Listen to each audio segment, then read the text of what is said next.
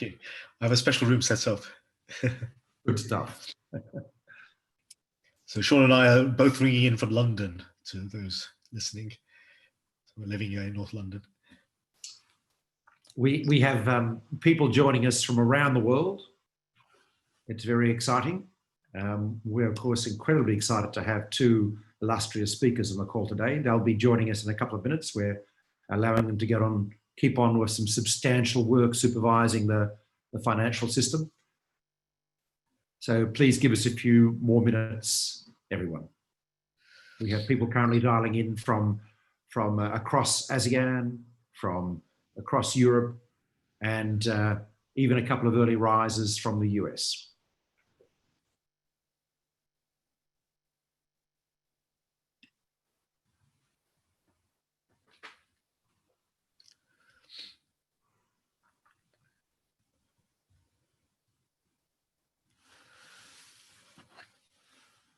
So Prashant, I'm going to go on mute for a minute. Yep. But you know, Prashant, this is our chance. Yeah, it's an opportunity just to communicate to so many people. To put it's a very exciting webinar. Yeah, it's a very exciting topic to speak on, actually. You know, it's well, it's certainly an exciting topic for us. I think we're seeing a greater awareness around the world that the role of central banks in relation to recovery and sustainability is also incredibly exciting. I guess this is the era of understanding the role of having institutions in society that we set up democratically, but then we give a mandate to pursue tasks as technocratic solutions, how important they are and how valuable they can be in a crisis to help us with the buffeting against severe downturns and so on. And I think this is the very interesting thing about the discussion underway, the role of central banks. Yeah, I mean, they've taken responsibility already for the COVID. They're having quite a big role in making sure the stimulus packages are going through. And during the great financial crisis and the ASEAN crisis, indeed, they played a very major role in both those circumstances too. So yeah, it's very much a period of time. Good afternoon, Jessica. You're still on mute. Hello, good afternoon, Sean and Prashant. How are you? Good. Good, thank you. Thank you for joining us today. Happy to. Sarah is in the process of joining us. Her camera and mic aren't on yet, but it looks like the connection's working. Okay, good. We've got a few minutes of idle chatter, Jessica. Okay. And so we were just starting a conversation. Hi, Sarah. Good to see you. Hi. Can you hear me? Beautifully. Perfectly. Brilliant. Perfect. Good to hear. So in the few minutes we have before the formal start, as people are logging in, we have, I think, 700 people who registered for today, and we've only got about 135 logging in now, but if you were to click on your participants button on the screen, you'll see the numbers climbing as we speak. We'll let them continue to log in. Yes, 156. We were just having some idle chatter about the role of central banks, and I think the growing appreciation of the critical importance of central banks, not only as tools of financial stability, but more to the point as institutions democratically set up, but with the critical independence to act quickly and swiftly in times of crisis, like the recovery. And I think the appreciation, particularly in relation to sustainable recovery, is much sharper this year than even in 2008 and 2009. Mm-hmm. I have to be careful to ask you to comment on that, given your roles in central banks. But from Prashant and my perspective, I think it's a very interesting development. And I think the development of the network for the greening financial systems as well, which introduces a global discourse on climate change among central banks in a way that's also visible to the general economic and financial community, has been a critically important development. So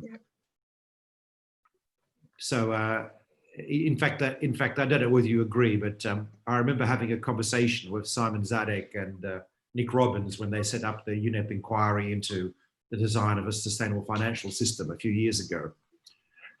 And my thinking at the time was, if the argument about the link between financial sustainability and climate change is made by central banks and discussed by central banks, that will cascade down through the intellectual and economic academic circles, as well as through the financial sector. Because in a way, central banks are the intellectual top of the mountain when it comes to economic policy.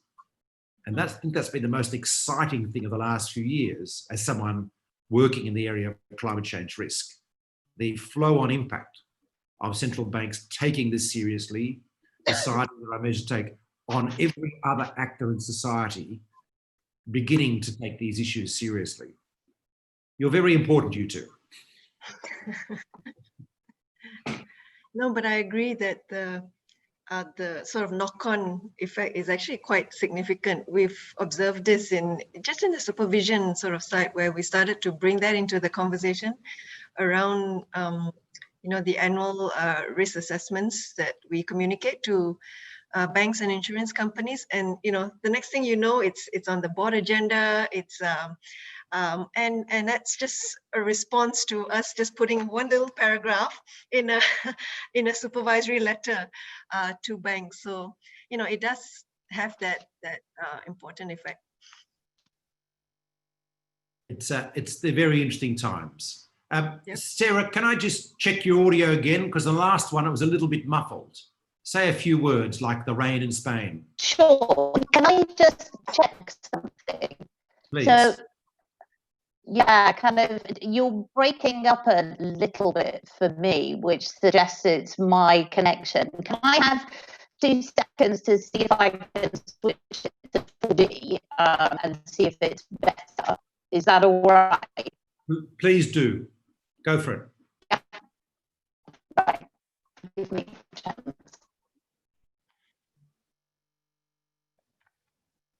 Jessica, I note that in your bio, you've also done a lot of work on what I'd call bringing up young people and supporting education in the sector in Malaysia, it looks like. Supporting the growth of the industry, not to mention your formal roles, which I'll mention when we get started. Yeah. Do you see a changing appreciation of the sorts of issues we're discussing today amongst young people in Malaysia? Is that becoming visible yet?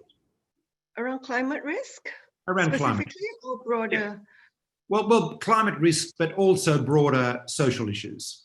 Yeah, broader social issues, definitely. That's becoming much more apparent in the public discourse. Climate risk, I have to say, less so. I think there, notwithstanding the fact that we are actually experiencing in real time the effects of climate risk. Right now, actually, it's been pouring, and we're having floods in different parts of Malaysia, and we've been having increasing incidents and frequency of flash floods across the country. But in terms of the public discourse, I don't think it's getting the same kind of traction that we see in other countries among the young people. Yeah, so it is something that I think the schools need to start to bring into the conversation more, but it's not that apparent. Right, interesting. We need to see if that changes. Is there a discourse in the media about the relationship between the floods you're experiencing and changes to climate, or is that still absent? It is largely absent, I would say. Yeah. Okay. So there are a lot of kind of, what people call bread and butter issues that tend to dominate. Has there been any conscious attempts by the government to link weather effects and weather events to climate change? Because I think that's often missing from the discourse in countries, that there's no explicit connection being made by the government. Yeah, and so we've been, increasing our efforts to try and bring this into the conversation, because in our mandate, central bank mandate, we are also advisor to the government on economic policies. And one of the things that and even now when we're talking about recovery and the priorities for reform, I think we're making with kind of trying to get that message across that, you know, we do need to focus on sustainability for a more enduring recovery going forward. So we do that, and in those sort of presentations and conversations, we make it, you know, we kind of paint that picture of how climate risk actually does affect the kind of events we're seeing. We've had, you know, disruptions to in our agriculture sector, and that affects growth. So these things, we do bring it up, and in parts of government, I think there is that recognition and appreciation, but it's just kind of trying to get that broader and more sustained traction. That's where we probably still have some way to go. Sarah, Great. speak to it. The connection has been much better. Fingers crossed it will continue to be so. Okay, let's give it a go. We need to get going. Sarah, Jessica and Prashant, I will be your slide handler. So Very please good. gesticulate or communicate in any way you like to me as we go through the slides. For the people who've joined us, thank you for your patience in getting started. This is a climate bonds webinar on central banks, climate change and stress testing. Well, and general areas of climate change. We'll hear in particular from Sarah Breeden about the stress testing work that the Bank of England is doing, and we'll also hear from Jessica Chu about the Bank Negara Malaysia's work on taxonomy and so on. But let me introduce my speakers first. Sarah is the Executive Director, UK Deposit Taker Supervision for the Bank of England. For today's conversation, perhaps the most important thing to know is that she's got oversight of the Bank of England's work enhancing the financial system's resilience to climate change. She is the point person when it comes to climate change, financial risk going forward. She's had a long and illustrious history in the bank. She was previously Executive Director of Bank Supervision. I won't go to the details, Sarah, that would take about an hour and a half. Jenny Chu is the, or I should say, Puan Chu Cheng Liang, but goes by the name Jenny Chu, is the Deputy Governor of Bank Negara Malaysia and responsible for financial sector regulation. She's a member of the Monetary Policy Committee and the Financial Stability Committee. And what I have found interesting is that despite the intense work involved in those roles, he's managed to keep up some very important roles in the community, things like on the board of the Credit Counselling Debt Management Agency, the chair of the Financial Accreditation Agency and so on, and helping young people in the market, joining the financial sector through various endeavours. But one particular thing, Jenny was the person responsible for the Financial Sector Master Plan of Malaysia 2001-2010 and for the Financial Sector Blueprint 2011-2020. I appreciate there was a team, Jenny, but these are very important initiatives in the development of financial markets in Malaysia. So we're privileged to have you today. Prashant, sorry, go ahead. Sean. Just that it's Jessica. I'm so sorry, Jessica. As you can see, I'm totally phased at the moment. From early in London, I haven't had a proper coffee yet. No worries. Of course, as you can all see, my fault, because Jessica's name is appearing on the screen in front of us there. Entirely my fault. Prashant Vaze is the head of policy of the UK of the Climate Bonds Initiative. He has a long history in many agencies, in pension funds, but perhaps most relevant to this was a stint in the UK Prime Minister's strategy unit and looking at climate change for the UK government. He leads our central banks and the climate change work at the Climate Bonds Initiative. I'm the CEO of the Climate Bonds Initiative. We're a global NGO dedicated to mobilising global capital for climate action and supporting the actions of regulators and governments to address the forward risks of climate change through many measures. That's the introductions, including my very embarrassing moment. Next slides. This is a conversation, everyone. We are going to have some slides and introduction from Sarah and then Jessica, but we will have a chat as we go along, which means you can also post questions to the Q&A button on your screen, and we will attempt to pick up as many as we can. I'm not going to promise we can, because we have many people on the call today, and bring them into the conversation as we go. So first, Sarah, if I can get you to start, I will click to your first slide, and please feel free to direct me accordingly. Over to you, Sarah. Great. Thank you very much, Sean. A very good morning to all of you who have joined us on this webinar. What I wanted to do was talk you through the work that I've been doing with an international hat on through the network for greening the financial system, and also with the domestic hat on through our work at the Bank of England, and talk about how we are trying to do our best to understand the financial risks that climate change poses.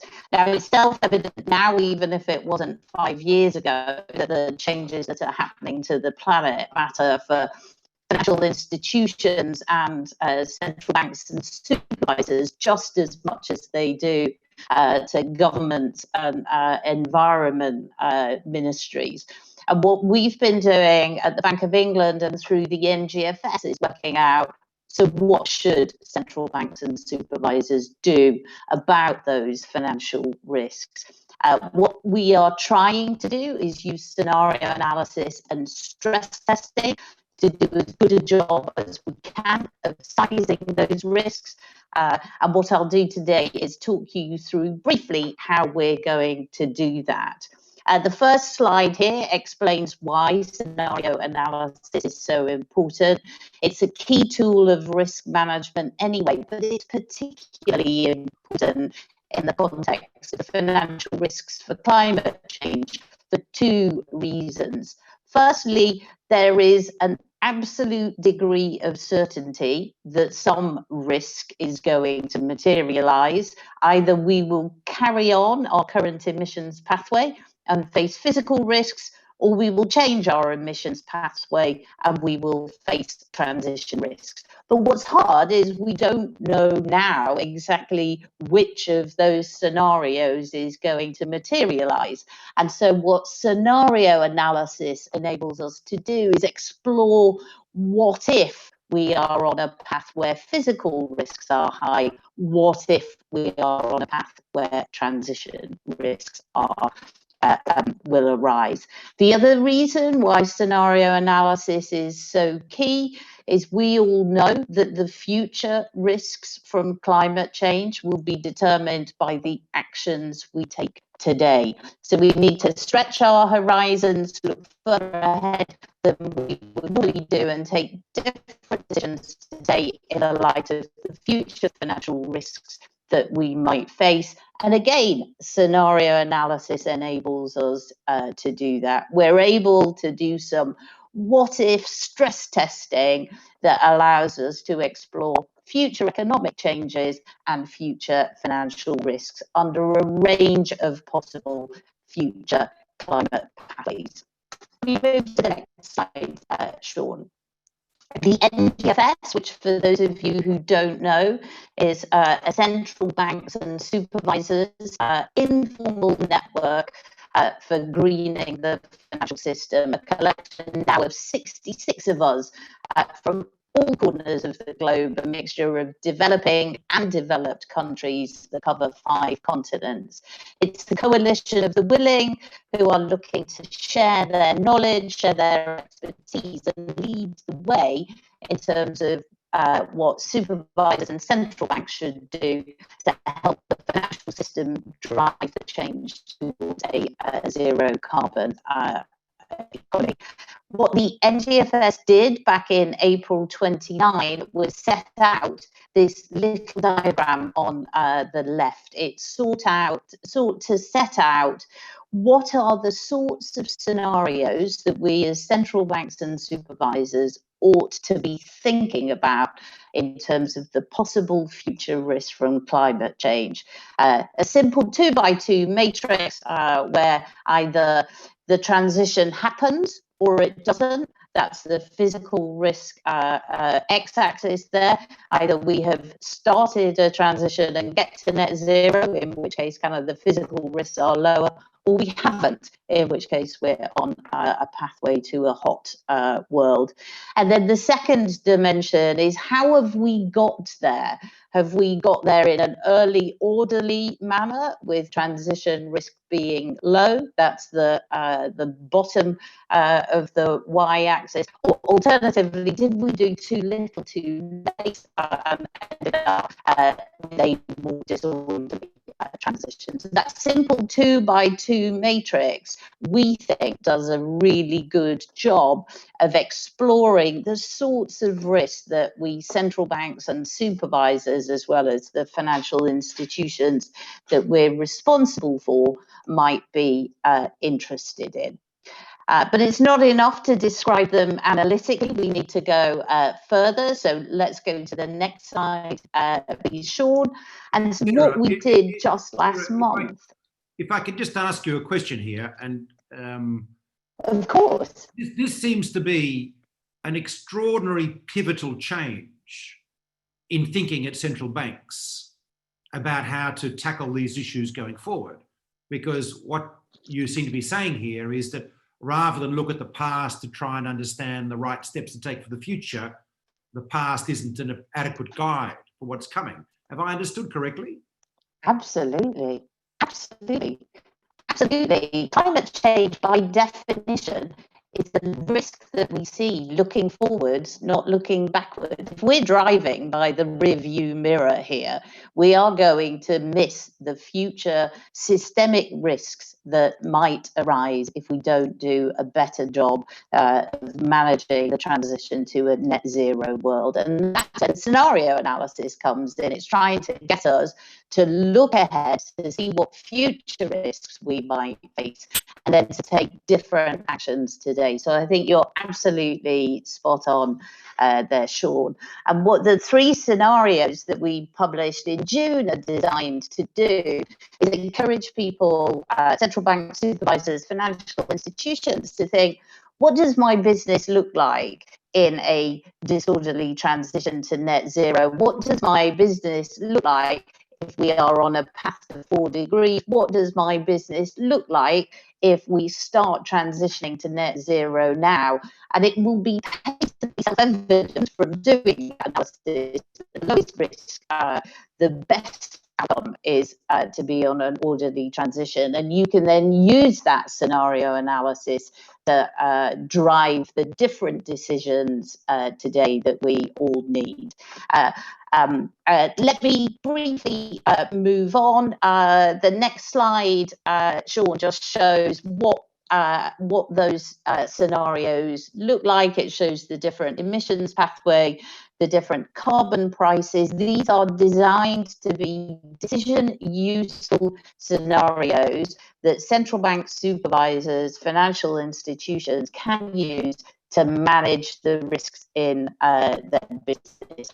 I'm very brief because I know you want to get on to a conversation, but let me just move to the final slide and explain what we're doing at the Bank of England. What we're doing at the Bank of England is stress testing our system against these scenarios. So we will do what we always do when we stress test banks and insurers. We'll give them some scenarios and we'll ask them to tell us what risks arise in these states of the world. We'll use those 3 climate scenarios based on the NGFS outputs. The firms, the banks and the insurers that we supervise will look to model their balance sheets through those. And then as a result of that, Sean, will be able to do 3 things. We'll be able to understand the size of the risk that the banks and the insurers face. We'll be able to understand where they need to change their business models, the different types of lending they need to do, what they need to stop, what they need to do more of, how they need to drive their customers to net zero, and we'll be able to help them improve their risk management. It's an incredibly challenging exercise, but it's absolutely one that we need to do if we're going to manage the risks. I'll stop there and hand it back to you. Thank you, Sarah. I assume you're being asked by banks this is all very well, but how do we actually do this? How do we respond to what the Bank of England is doing at the moment? Is that a discourse that's underway? Or are they simply saying, sure, it's another regulation, we'll just hire a team to do it? How are they responding to this kind of discussion? So I think the really positive thing here, Sean, is that banks realise that this is a really important issue for them to manage. And what's apparent is that it starts in the risk box, if I might say this, they realise that if this change doesn't happen, if we don't change the emissions pathway that we're on and start doing it soon, that they will be, just as they have with COVID-19, be exposed to some very significant risks that materialise in the real economy, but which create financial risk from them. So they've started in the risk box, but increasingly what funds are doing is see that this is an opportunity for them. Every risk in the real economy that needs to be managed, every building that needs to be insulated, every car company that needs to transition to produce electric vehicles, every fossil fuel company that wants to become a clean energy company. For the financial institutions, that's an opportunity to help finance that transition, to help the real economy make the changes that it needs to make, and so push forward the change that we need to see. So I'm actually been really, really thrilled that it's been embraced, and embraced not just as a risk issue that the regulators are pushing, but an opportunity that will drive their strategy. So I'm quite hopeful, actually. If I might add one tiny point, and then I'll throw it back to you. I think that speaks to the keenness to carry on with this agenda now. So we've just had in the UK the largest shocks that in 300 years. But still, when we engaged with firms, they want to talk about climate change. They recognise that a green recovery from the stress that we're in is an important part of the answer. So climate change is still up there at the top of the agenda, even if a virus has trumped it for first place just in the immediate future. That's a great point to make. First, it's fantastic that you're pushing on an open door. You're not having to work hard to get the banks to respond, which is very important as a global message to our financial sectors, to our investors and so on. But your point about the link, or rather the relationship that's underway now with the COVID and climate change issues is something just I'd like to mention. A couple of days ago, the European Commission announced its 750 billion euro recovery and resilience fund package, where a third of the investments are going specifically to green investments, and the other investments need to be in line, that is not contradicting the green objectives of the European Union. And one of the things that's come out of that discourse has been a discussion about the relationship between the crisis we're experiencing now and climate change. This is the climate bonds view I'm putting here. This is certainly not something that the Bank of England or Bank Negara have commented on it for our listeners. But it's clear that the current pathogen has one that's jumped between species as a result of degraded environments, as stressed bath colonies in southern China. This has been predicted by the International Panel of Climate Change for the last 25 years, at least the Health Committee.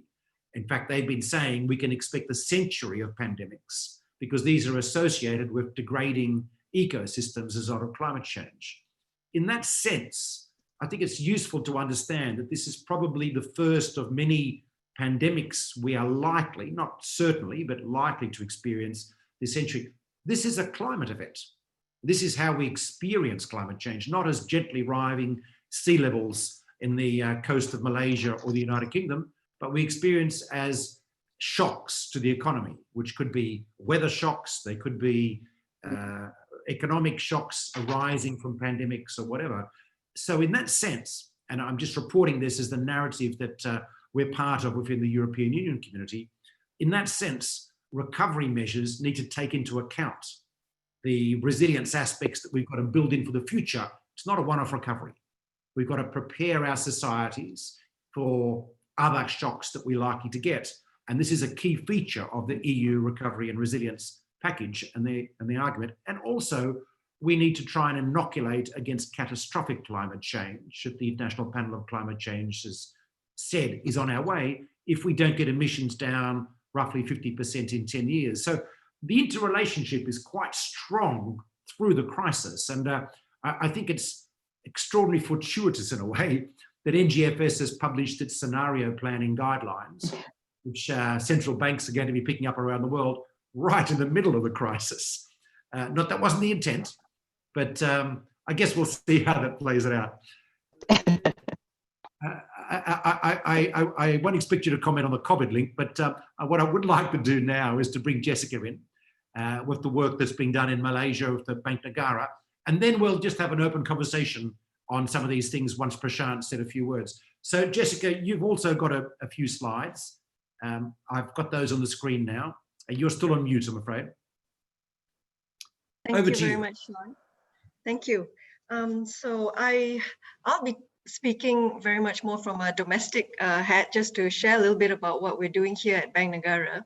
Let me start with the first slide, which talks about the motivations. Actually, about 2 years ago, we've put together kind of a whole of bank approach, if you like, across the central bank here, to make sure that we are looking at climate risk in a more integrated way across the organization. And there are really two motivations behind a lot of our efforts. The first is, for our mandate for financial stability, I think Sarah's touched on this, it's very much about sizing up and understanding the risks to financial systems from climate change. The second is to support, in our own way, the transition to a low carbon economy.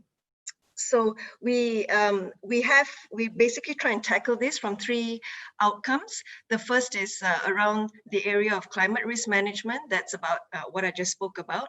The second is to, how do we create an enabling environment for green financing and investments? And this is about coordinating and collaborating with industry, with government and other key stakeholders to bring about that environment that will encourage more initiatives to promote that transition. And the third is in the central bank's own operations and how we should really be leading by example. And things like in our currency operations, for example, we've made the move to recycling fit notes rather than printing new currencies. So in many parts of our operations across the bank, we're trying to reduce our own carbon footprint. So just moving on to what I really wanted to talk about today, which is on the next slide, Sean. In December 2019, we issued a taxonomy, and let me just give a little bit of context around this. This came from two main objectives, if you like. One was our need to try and raise the level of appreciation and consideration of climate risk within the financial institutions, which right now remains relatively low. The second was we do see financial institutions as playing actually a very catalytic role in supporting the transition to a low carbon economy because of its nexus with businesses, with households, with government, and the extent of resources that come under their control. So coming from both these perspectives, we started work to build a principle-based taxonomy, and it shares many common characteristics with the EU taxonomy, but we didn't go anywhere near as far as the EU taxonomy went. So the taxonomy for us is very much a game changer, the way we see it. We do believe that it will drive a more focused attention within financial institutions on the management of climate risk by bringing visibility, I think, to the issue of climate risk in financial institutions in a way that we have not been able to do in a structured and systematic way before. Second is that it will enable this classification, the taxonomy and the classification that it leads to will enable us to use this for a variety of things, including promoting disclosures that can be better understood by users, and also financial risk assessments, obviously, but also we have, for example, the credit risk reporting systems, the centralized credit risk reporting systems, and a taxonomy and the classification of climate risk within the balance sheets and the exposures of financial institutions can go into something like that to really help drive actions towards a low carbon economy. So the taxonomy is very much built around 5 key principles. And as I said, it shares a number of common characteristics with the EU taxonomy. Principles 1 and 2 focus on contributions to climate change mitigation and adaptation. Principle 3 is focused on ensuring that economic activities are not creating or contributing to significant harm to the environment. Principle 4 talks about, well, you know, how are businesses and activities, how do they undertake efforts? If they are in a way not supporting principle 1 or 2, well, then are they at least undertaking efforts to try and improve their current position? And principle 5 is about ensuring that financial institutions are not getting involved in activities that are illegal or that contravene environmental laws. So we see this as providing a common framework for identifying activities that contribute to climate risk mitigation and adaptation. It will be a way for us to assess and aggregate climate risk to financial stability at both the institution levels and also at the system-wide level. And as I mentioned, it will drive and inform actions to support the transition to a low-carbon economy. So just the next slide, Sean. So the principles really allow us to then derive classifications of the exposures on financial institutions' balance sheets. And the way it's done is really working first from establishing if an economic activity or the overall business is involved in prohibited activities. That's principle 5. And once you filter that out, then financial institutions should be looking into whether an economic activity is contributing to climate risk or mitigation or adaptation.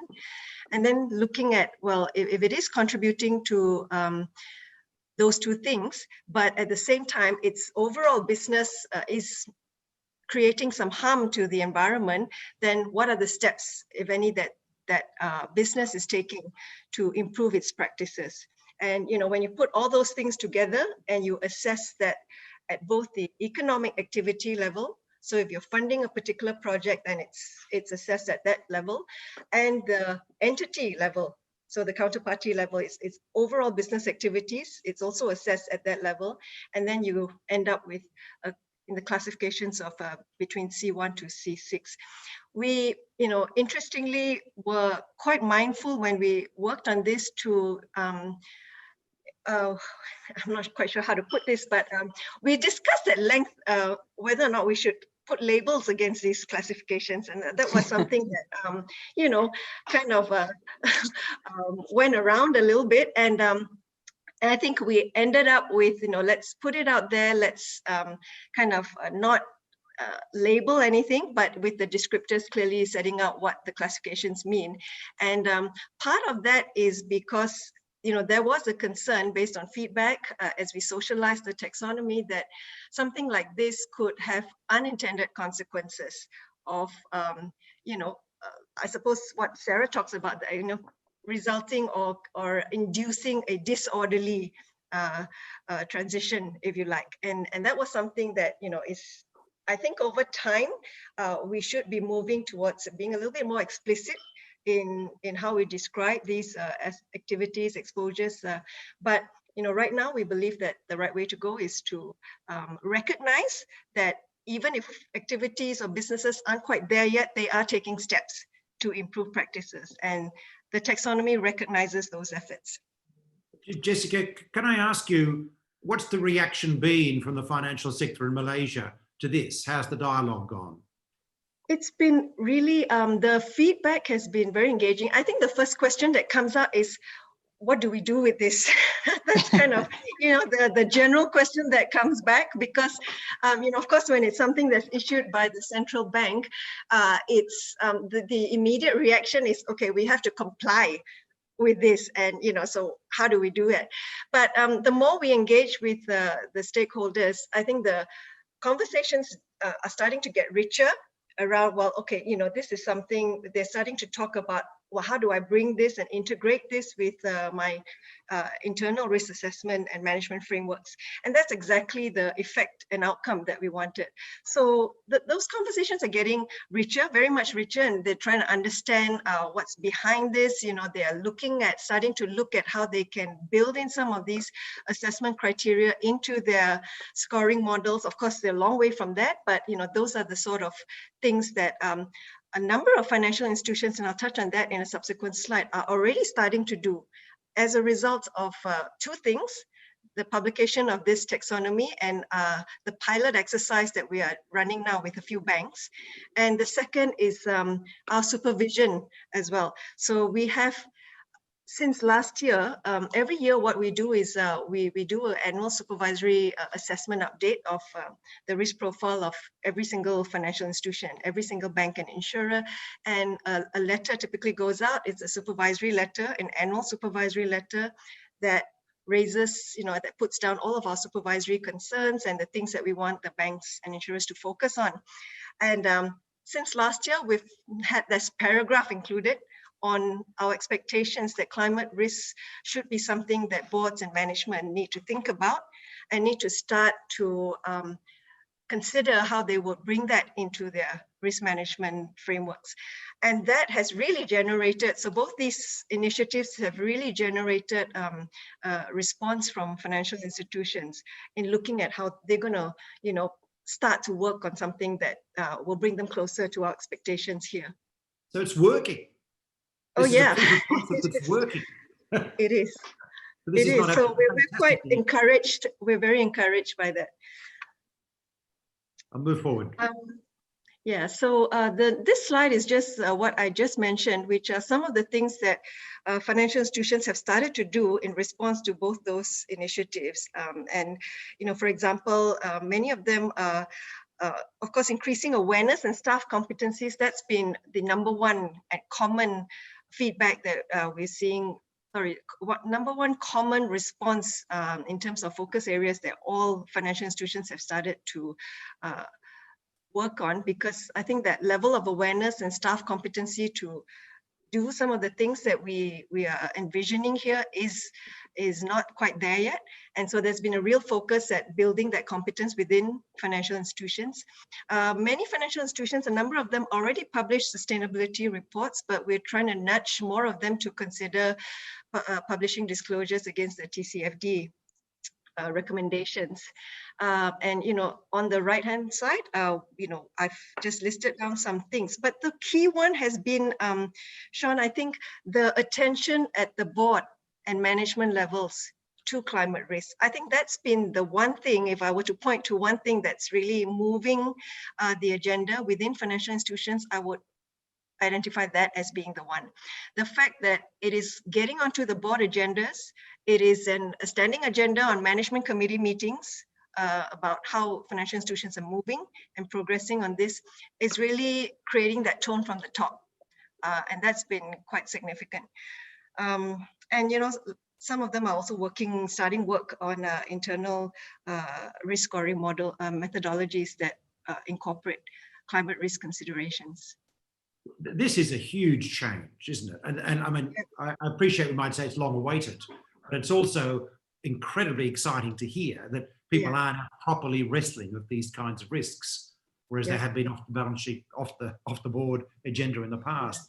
And Sarah, you're saying the same thing about the banks you're supervising, I understand. Is that correct? Absolutely. The conversations around the board table that are happening now are absolutely the right ones. And I agree with Jessica that if there's a single thing that starts the financial institution off in the right direction. It is those board level conversations. We brought in expectations for the firms that we supervise last April, and they were about embedding climate change in governance, in risk management, in undertaking scenario analysis, and in disclosing. And that governance piece is really important. I couldn't agree more. Yeah. Jessica, you've also started a dialogue with other central banks in the region, I understand. Is that right, in ASEAN, around these sort of issues? Are you able to tell us anything about that? We've had conversations with the Monetary Authority of Singapore and the Bank of Thailand. I think the three central banks are, very much interested in pushing this agenda forward. So it's been very much more about sharing, exchanging information on practices between us, and looking for opportunities where we might, because our financial institutions have operations in the region. So if we are introducing something like a taxonomy, I think there's a lot of interest around, well, how can we do something that can be consistently applied? To what extent is that feasible? And I think those are early conversations that we're having. Can I build on that, Sean? Because Please. It's a really important point. This is a global problem that requires global solutions. And brilliant though the actions of Jessica and the Bank of England might be, we're not going to get to where we need to be if we're the only central banks and supervisors pushing them forward. So I take great heart from the fact that the NGFS has got 66 members now, just 2.5 years after it was brought into existence. And I think that underlines that people in the jobs that Jessica and I have are taking this seriously and are looking to share expertise and understand how to do this. We know this is an unprecedented challenge. We don't have a toolkit that we can reach off the shelf. We're building the toolkit. NGFS is designing scenarios. Bank Negara, Malaysia are designing taxonomies. And then what we're doing is using networks like that to share that and then drive that change through the financial system globally. Yeah.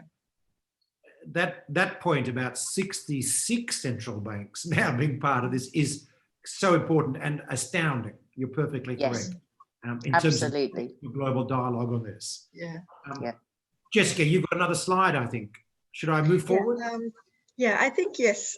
This is just a last slide to pick up on the conversation earlier around, I think, Sean, you were mentioning about, and Sarah as well, about, the importance of also engineering, if you like, a green recovery. I just thought I'd share the fact that, we did reflect on how this crisis is different from, let's say, the earlier financial crisis, the Asian financial crisis, the global financial crisis. Well, it's obviously different, but there are some opportunities, I think, that this particular pandemic crisis creates that we have not had in previous crises to really move towards a sustainable recovery. And I'm just sharing here from our own experience here in Malaysia.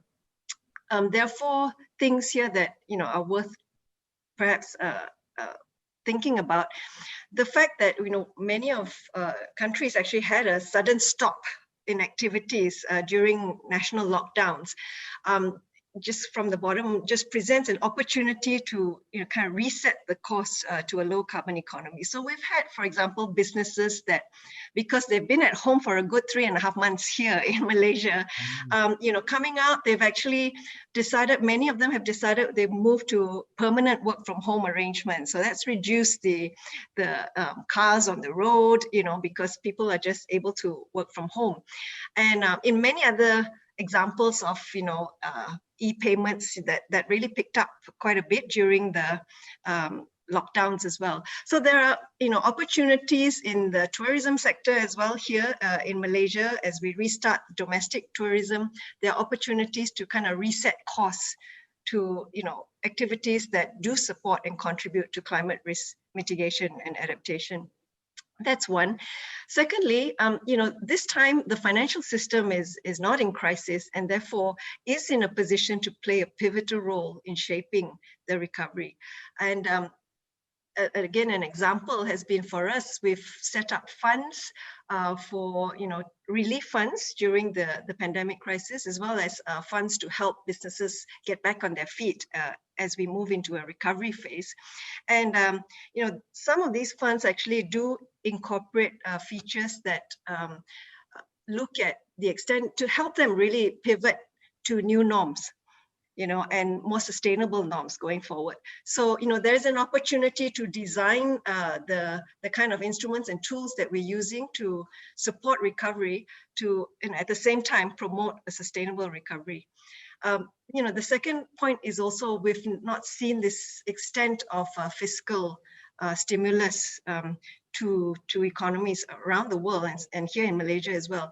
And so there is also that greater need and urgency, if you like, to optimize the impact of fiscal stimulus, because that space is going to narrow, and you want to make sure that you optimize the impact of this with a longer term view in mind. So, these are opportunities that we've seen here to really shift the conversation to talking about, it is important, and this is a good time for us to kind of alter course. It's a remarkably positive and cheery view in the midst of the challenge we're facing, Jessica. Fantastic. So I'll just stop there and pass it back to you, Sean. Thank you. I'm going to cut to Prashant now just to cover a couple of points before we come back to the group. But feel free to weigh in and comment. In fact, Sarah, I was going to say that I'm assuming there's a whole raft of challenges arising out of the COVID crisis as well. I was speaking to a senior manager in HSBC, a friend recently, who was saying that they used to have 10,000 people in that building in Canary Wharf. They've had 200 people over the crisis, and they're not so sure it's made much of a difference only having 200 people in the building, which presumably is going to add a little bit more risk into real estate holdings in the future. But I'll leave that thought hanging. Thank you. Prashant, over to you. Sure. Okay, so what I'm going to spend a few minutes doing is just talking a little bit about, applauding the great successes we've been having so far through the NGFS network. And I'll talk a little bit about the limits to the kind of current approach and the kind of focus on disclosure and transparency, and just offer a few suggestions afterwards. So next slide, Sean. So, let's just applaud for a moment what we've achieved, or what the NGFS has achieved over the last few years. And it really is only 2017 when it first got set off. I mean, the first thing to identify is that, banks are being asked to focus on the right things, this materiality issue. I mean, for so many years, I've been reading ESG reports, which have been reporting about the good works by the staff, how much staff energy consumption has been reduced. Finally, now we're thinking about the bank's core business, the insurance industry's core business of lending and insuring. So that materiality is really important. The second big change has been it's become forward-looking. What we're trying to do now is, through the NGFS's good works, anticipate, what's up ahead of us, and not looking backwards, seeing, what's, been achieved, or reporting on, bragging about previous things. So that's really good.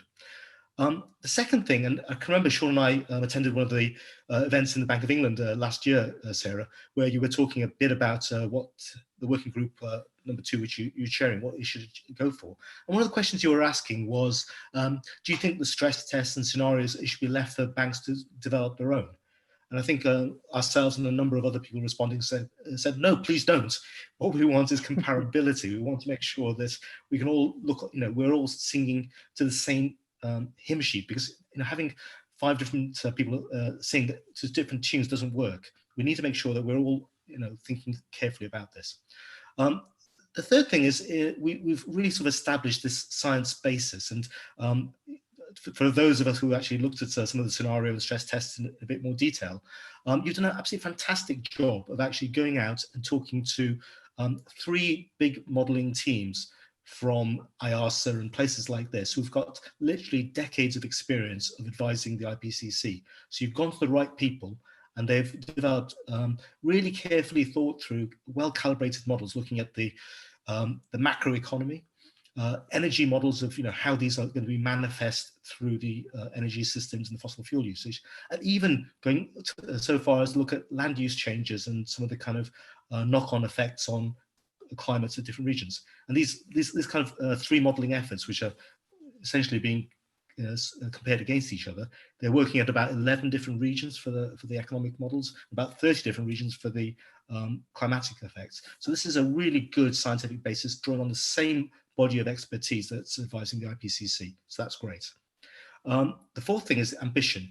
I mean, I was a bit shocked when I read the scenarios at just how, and I think one of your earlier slides showed it, that you're thinking about a future in which carbon pricing will reach something like €100 a ton by 2030 in the good scenario, and rising to 300 by 2050. And in the uncontrolled scenario, it quickly rises to 700. And in the hothouse scenario, there is no carbon price, and things just fall apart. Now, just get these numbers in your head for a second. €300 per ton in 10 years, where currently it's about €25 per ton. So we're on about a tenfold increase in carbon pricing, which is effectively saying, banks, please focus on not using fossil fuels any longer in 10 years. And certainly no more investment in fossil fuels in 10 years. The 300 is basically saying all carbon assets will be worthless. This is, if banks are intellectually going to be engaging with this, this is a massive, massive change in the way we kind of think about what the future energy mix was going to be looking at. And if you're going to be taking supervisory action on that basis, that's a massive change. I've put two question marks here at the end. Transmission. I think, Jessica, when you were talking about taxonomies and stuff, I thought you were really spot on in the Malaysian taxonomy, thinking not just about climate, but about land use, about biodiversity, about fish stock. These are all very, very big issues within the kind of big economic sectors of Malaysia. But how on earth will these be transmitted? I mean, if you think about what government's likely to do, it's not going to just put up a carbon tax. There are going to be things like perhaps petrol engine cars will be banned in 10 years. And the way these will be transmitted through the economic system is really quite complicated. Certain companies today look as if they're doing quite well because they're building petrol engines, but they have no plan yet to switch to electric. So those kind of transmission is very, very hard to develop a really sound thought through basis. The second, I think the nature of the kind of documents that Bank of England, Singapore is producing now is really, can banks collect the data from their counterparties about exactly what the exposure is? And that's going to be quite challenging. And I think some of the questions I've heard, they're going to need a lot of support. And Sarah, I've no doubt the NGFS members, as they go through this process, talking to banks, they're going to be saying, hello, we know we've got so many mortgages out there, but we don't know how many of these mortgages are exposed to physical risks, how many are in floodplains. It's going to take time to develop this, but it's really important that we go through that route. So my first slide is really hats off to you, because you've tackled the really serious issues. You've done it with speed and aggression and with ambition. So that's great. Next slide, Sean. But the intellectual framework of TCFD is really based on disclosure. So the idea behind this is that we will essentially get banks to go out, hunt out information, find out exactly what the risk is. But if the photograph on the right-hand side, which is the poor colonel who was testifying to the impeachment inquiry, I mean, it suggests the kind of the limits to transparency. And here was a fellow who was Colonel Vinman, who gave evidence about what was taking place in Ukraine. He was speaking to the highest authority, that governance structure. But unfortunately, the kind of incentive structures within there, the result was the person he was speaking against is still in his job. Colonel Vinman is no longer in his job. So there is a real issue that, what will transparency and disclosure and scenario analysis and stress tests achieve by themselves? I'm so far not yet aware of any coal projects or coal-fired power stations that had to give up because they couldn't find any finance. Okay, so there are still people out there prepared to lend. So the intellectual framework of TCFD is very much governance. So we go out and speak to the central banks, and central banks will speak to the supervised entities and make sure that the governance is right. Develop strategies to ensure that climate-related risks are fully thought through. They're going to then go and try to get this data from the banks that are being supervised about counterparty risk, and then they're going to develop metrics. But there is a real risk that actually that won't be enough to actually bring about this change. So next slide, Sean. So, you know, well, in one of our papers that we published last year, we thought about the kind of the style of activities that central banks might take as they're trying to really sort of seriously engage with decarbonising the economy and protecting the economy from financial risk. The first is this idea of regulating transparency, and the excellent work that, Jessica, you've been talking about of the taxonomies, where we're focusing in on the countries, the main kind of ESG issues within the country. That's absolutely the important thing to do. We need to decide what good looks like. Then we need to then mandate disclosures, and ideally they should be public disclosures and not just disclosures to the supervisor. Then this idea of standardizing climate scenarios, I'm really delighted that the work we've done on that and the stress tests. But then the next stage is really thinking about, you know, are the incentives that central banks are operating, are they in line with this kind of world that we would like to see? I think we had the privilege last month, Sean and I, of having a webinar talking about the brown and green risk differentials. If you're looking at historical data for evidence of, you know, widespread risk to brown assets, we probably won't find it yet. Okay, I mean, the problem is that if you're looking at evidence of evolution, you don't necessarily look at the fossil record. You know, some of the things of evolution, you've got to take a position on where you think we need to be, where the future looks as if it's going. So some of the stuff, I think we're going to just have to take a bit of a gamble and say, in terms of the asset weightings, you know, the capital adequacy test, the collateral framework, can we adjust this to make sure that these banks that keep on lending to brown assets, that keep on doing this because the governance, all this kind of stuff is just not functioning the way we would like it to function, that they're still disinclined to lend and they're punished for lending. So that's just something that I'd love to explore, you know, comments about whether this is the direction you think, you know, we might get to in time. I'm conscious that within the European system of central banks, this is an ongoing discussion. It's very much, the ECB feels it doesn't have the mandate yet, and central banks don't feel they have the mandate. But this issue of making sure that it's becoming more and more difficult to finance climate risky assets is a really important one.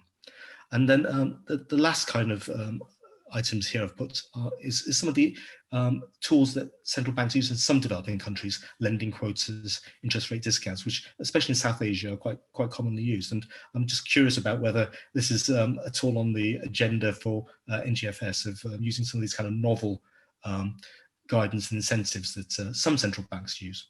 Okay, I'll stop there. I'm conscious that we had a whole bunch of questions as well, so I'd love to get to some of these as well. Thanks, Prashant. Sarah, Jessica, do you want to make any comments at this stage? Do you have any thoughts in response, or shall we go to questions? Can I respond to kind of the toolkit challenge that Prashant made? I think what's really, really important to remember here is that the right answer is not to capitalize the banks for bad states of the world.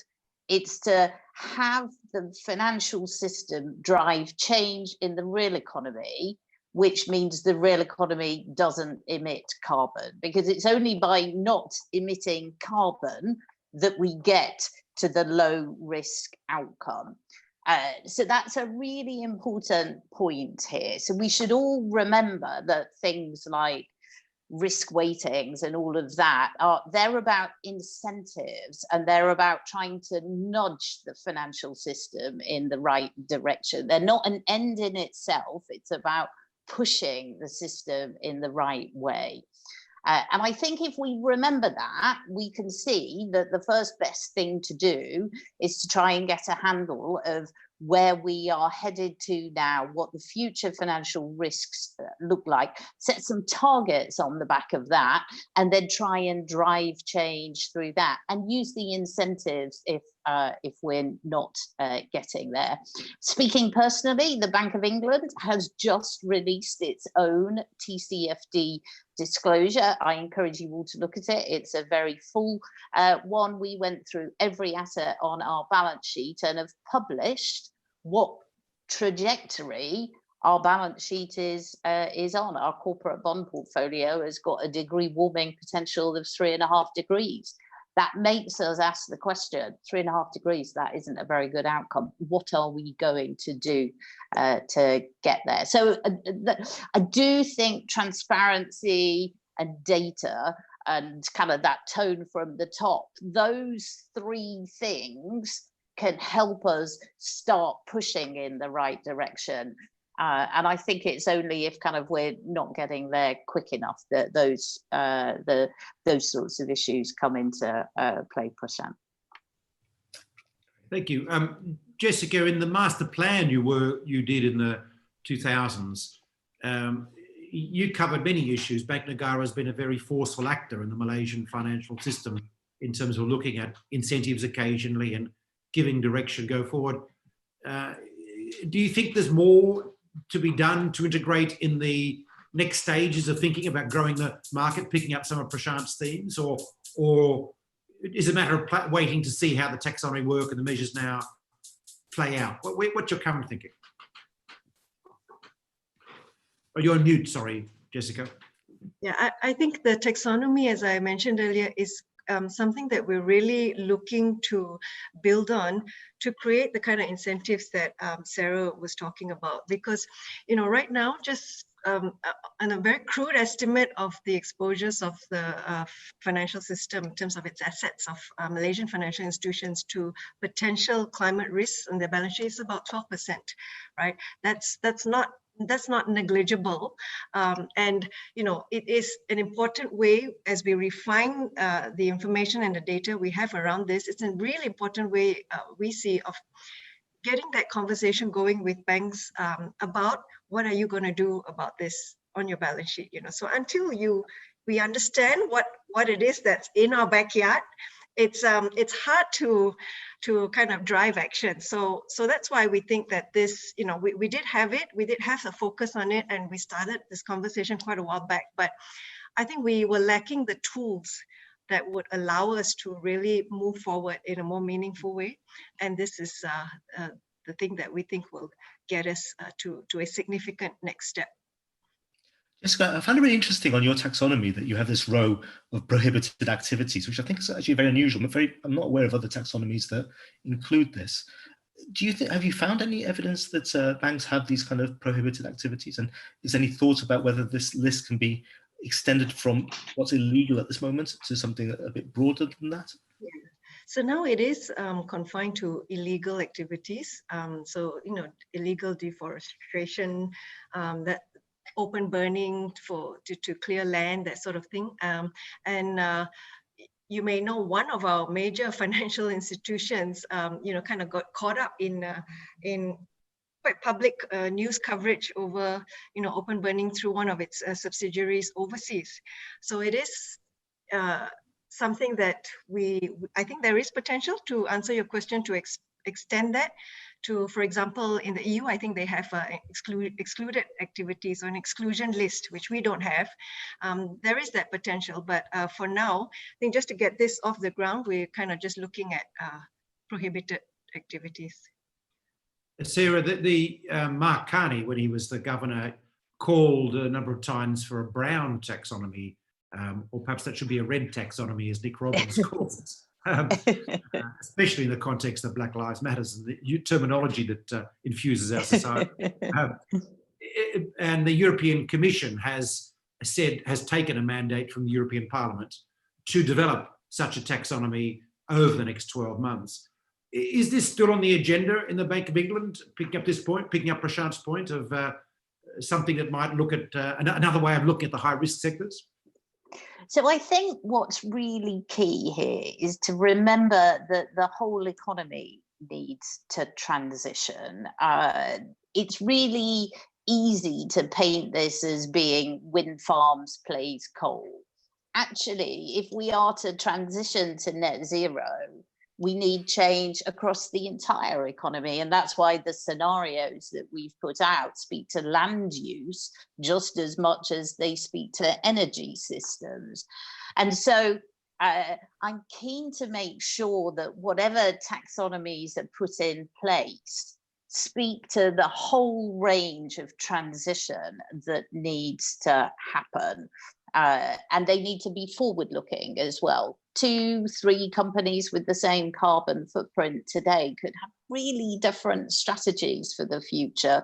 One could be, you know, gambling that nobody does anything. One could have a plan to get to net zero. One could just not have realized that it needs to do something about it. So I think we have to recognize that as we develop these taxonomies, because what we need to do is drive that economy-wide transition. Yeah. That's a really good point, Sarah. I was just wondering, just pushing on that question a bit more. I mean, once you sort of undergo these stress tests with banks, especially using some of the scenarios that have been outlined in the NGFS documents, I mean, I'm guessing that it'll become fairly clear that, as Jessica says, 10, 12, 15, maybe even more % of the economy will become essentially unviable because they're invested in either fossil fuels or the supply chain upstream or downstream. How would that information, do you think, how should it be used? I mean, in practice, that could actually be used to educate the bank about, hello, this is exactly right. I couldn't agree more, Prashant. I come back to, there are 3 objectives in our stress test. One is to size the risk, to kind of say there's physical risk there, there's transition risk there.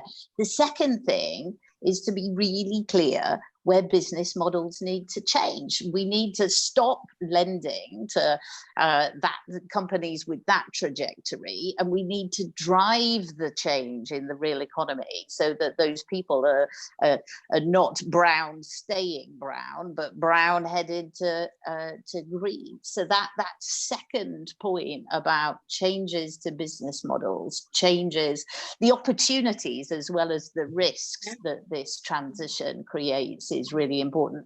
And then the third objective is about embedding it in risk management. So I couldn't agree more, Prashant. Kind of partly it's about sizing the risk. It's then about doing a better job of managing it and working out where the real economy needs to change and driving that change from the financial system. That's really good to hear. I suspect we're going to find it's really pervasive, some of the kind of effects through the economy, and we don't really know until we do the stress tests. And I'm really hoping that, and my guess is we'll find risk in unusual places, right? I really want this to be a economy-wide, balance sheet-wide analysis. We need to spot where the transition needs to take place, whether it's in buildings that need to kind of be insulated, or kind of agriculture that needs to be kind of have its business model changed. This is an economy-wide transition we need to make happen. Jessica, you were trying to dive in. Yeah, no, I was just going to reinforce the point that in the taxonomy that we've put out here, you know, it's not just, I mentioned that we assess it at the activity level. So, you know, if it's financing a project, then it's the one level of assessment is at that project level. Is it installing solar panels or whatever? But then it needs an assessment at the business operations level. So the business model level also needs to be done. And so that's built in, and that's, I think, often neglected, but a really important part of the taxonomy. So it's not just that particular activity or project that you're getting into, but how you kind of running your business generally. And I think that is where we'll start to see that shift in the direction that we need to go. Fantastic. Can I just come in and just congratulate Bank Negara Malaysia? What comes through when Jessica talks about the taxonomy is that it's kind of whole balance sheet, it's forward looking, and it's tractable. Well done. We're out of time, shocking as it is. Because we could have spent a long time talking about this. we could clearly talk for another hour very easily on this critically important topic. We've got a range of questions, but I've been scanning through them. I feel like we've covered quite a lot. And for those people with specific questions, we will attempt to answer by email going forward. But I don't want to keep you because I know you've got very busy diaries pursuing this absolutely exciting agenda. I just want to get a wrap up now, you know, get a perspective of the conversation today and so on. And I might start off with Prashant and then go to Sarah and go to Jessica, just to give us advice to our audience. And we have people from across ASEAN, not just Malaysia, from across Europe, as well as the UK and across the US as well, dialing in early for this. Your advice to them. I know, Sarah, you'll be giving advice to banks about how to tackle this question. And Jessica, you'll be giving advice to banks also about what to do with the taxonomy. Your advice to the world at this particular point. Prashant first. I think that the one point I'll make, and I'll keep it quite brief, is that central banks really matter for this agenda. I mean, we tend to think of governments and finance ministries and stuff, but central banks are the other grown up in the room, and you know their staff have got this expertise that they're used to engaging with models and thinking about the future in a very constructive all economy level.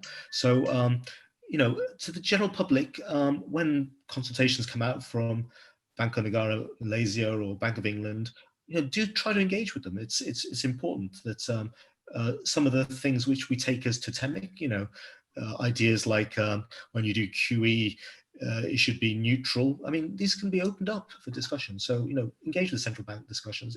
They're a force for good. Sarah. I have 3 bits of advice. Start dealing with this problem now. The sooner we start dealing with it, the easier the transition will be and the lower the economic and financial risks will be. 2, collaborate. None of us have got a how to do it manual on this. Jessica's writing bits, we're writing bits. The more that we can work together across the NGO sector, across the finance sector, across the real economy, across government, we all need to pull together to attack this systemic risk. And thirdly, we do need to be brave. We haven't got time to be cautious. Jessica.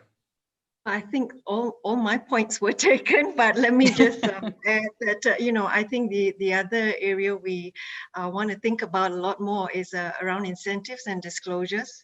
I think those things will really move the needle, and there is great potential to work with the tools and the roles that we have to do that. Thank you. Thank you so much for what's been a really rich conversation. On the screen, for those of you who can't see at the moment, are covers of 3 relevant reports that we've been discussing today. There are many more reports available. The NGFS website is a good place to look. The Bank of England has also published a lot in this area, and now Bank of Negara is publishing. Picking up the comment Sarah made about whole economy transitions, a quick plug. In September, we're doing our annual Climate Bonds conference on the topic of green transition. It's all about transition, particularly tough sectors of the economy that haven't been addressed adequately in the past, whether that be the steel industry or the cement industry or so on. So please do join us. Details on the phone. Frank Elderson, the chair of the Network for Greening Financial System, will be making a speech, as well as various other luminaries. You'll be able to get recordings of this particular webinar on YouTube, on the podcast channels at Apple, Spotify, and Google. And you'll be able to share this with your friends. Go to climatebonds.net webinars to find it. Sometime in the next 24 hours, it'll be up there live. Thank you, Sarah. Thank you, Jessica. Thank you, Prashant. First, for your work, because this is so incredibly important to crafting a sustainable future for our children, for our planet, for all the species that we share this planet with as well. It is critical work, and thank you so much for being able to join us today and being so candid and in your comments and in your contributions. Good luck with your work. We'll be watching carefully, listening, and cheering, I'm going to say, cheering what you're doing. Thank you again. Thank you everyone for joining us today. Thank you. Very much. Thank you. Thank you.